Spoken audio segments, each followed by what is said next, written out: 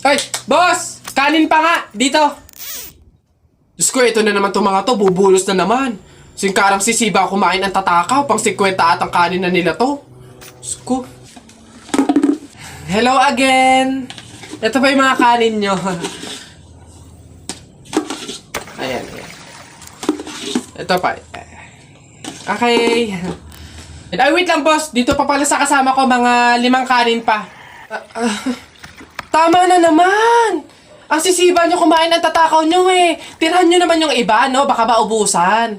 Parang mga hindi kayo nakain. Kanina pa kayo dito, ah. Diyos ko po, ang litsan, walang kabusugan. Uwi!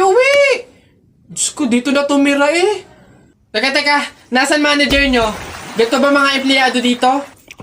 Eto naman si Sir, hindi mabiro. May 3 kaban pa dun sila saing lang. Wait lang.